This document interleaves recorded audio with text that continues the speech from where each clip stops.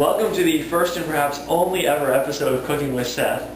We're here in Washington, D.C. and we're going to do a very quick lesson on cooking a steamed Asian fish and some rice. We're going to talk a little bit about food prep and a little bit about the cooking and try and do it all in under 5 minutes, but I don't have one of those magical TV stoves.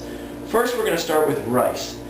I want to talk briefly about rice, which is that a couple things here. First of all is, if you want to save money, much more efficient to buy large bags of rice than small bags of parboil Uncle Ben's rice, which are going to be highly refined and is not going to save you a lot of money. So you go to a market. We're going to talk a little bit today about going to the Asian market. Anyone who lives in an urban area or even in a suburb where there's a lot of ethnic communities, an Asian market is a great place to get food and produce cheap. Buy a big rag of rice. Wonderful invention here, which I love, is the rice cooker. It's almost as easy as throwing a bag in a pot, but you can make any quantity of rice for any number of people. So this is the rice cooker. It's a very simple gadget. You pop it open, it's plugged in. You put in your rice. This is about a cup of rice. You put in, depending on the kind of rice, this is about 1 to 1, so we're putting in a little more than a cup of water. What a lovely sound. You close it. You press the button, and that's it. It cooks itself. It'll turn itself out when it's done. Rice, consider it done. We'll be back to that in 20 minutes, and by then you'll all be gone. Now we're going to do the fish. Really simple, ginger and garlic, one of the best seasonings you can possibly find. Knife. A couple tips about knives. One is, don't let your knives clang up against each other. A good way to do that, my father taught me to make these little ad-libbed knife covers. You just take a piece of cardboard, wrap it in duct tape, and make it the right size for your knife, so when you put them in the drawer, they don't bang up against each other. Always have your knife be sharp. A dull knife is much more dangerous than a sharp knife because it can slip off the food and cut you. If your knife is sharp, much better to cut straight through. Now we're going to do quickly the ginger and the garlic, some of the keys to Asian cooking. Here's a piece of ginger. I've already peeled most of it, but basically with ginger, you just peel off the outer shell, and then you slice it up. See that nice sharp knife cuts right through. Always keep your knuckles behind whatever you're cutting. We've got our ginger. Cut up into little pieces. Garlic. My favorite way to cut garlic, I've broken this off the clove obviously. I don't know how close we can get. Cut the ends off the garlic. And then the best way to get that annoying skin off is just to lay your knife on top of it, even if it was a smaller knife, and give it a whack with your bottom of your fist. And then the skin just falls right off. Throw the papery skin away. We'll chop the garlic up too.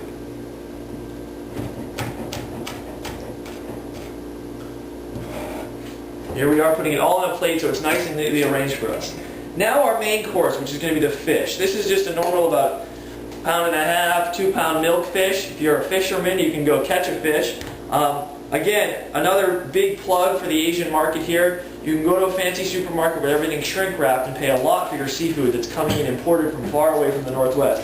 This fish was $2.99 a pound. The lovely gentleman in the market cleaned and gutted it for me, cut the tail off, and we're ready to go. So I encourage you to check out, find the best sources for reasonably inexpensive fresh food in your neighborhood.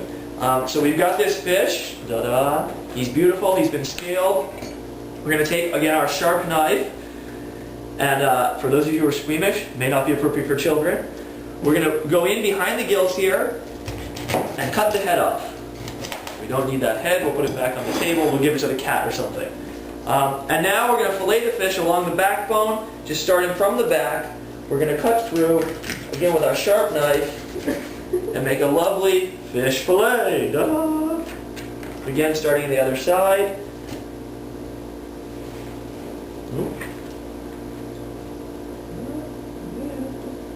Actually, that's all right. We may just use that as is. Take the rest of the tail off here. There we go. Now we have 2 lovely fish fillets. What are we going to do with these guys? I'm going to wash my hands, excuse me. We're just going to steam this fish. I'm going to use a wok, which is a very useful vessel, but you could use any big pot if you don't have a wok. And you're going to heat that water up. And we're going to basically steam this fish. It'll take about 8 minutes, so again, we'll be off air by the time the fish is done. We can't have you taste it, but I'm sure it'll be delicious. Little water there.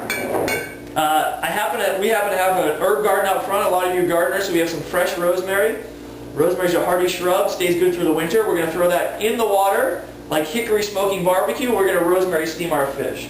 Throw the rosemary in there. This is a vegetable steamer. You could use any kind of rack you have. I'm going to throw that in. What it's basically going to do is it's going to sit above the water's below it, and it's going to steam. We'll set the fish on there. Now, what are we going to put on the fish? You can do whatever you like. But I've got a little soy sauce. Again, straight from the Asian market. $1.25 for this giant bottle. You can go buy the expensive stuff in your supermarket, or you can take it straight from, I can't read any of the text, China, I'm presuming.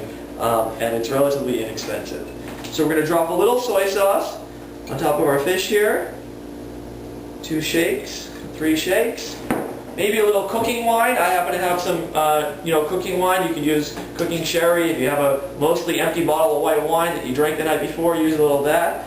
We're going to sprinkle a little wine on here. Delicate flavor. You don't want to overpower the fish. It's not a piece of beef or chicken. And then all this ginger we cut up, we're going to lay on there.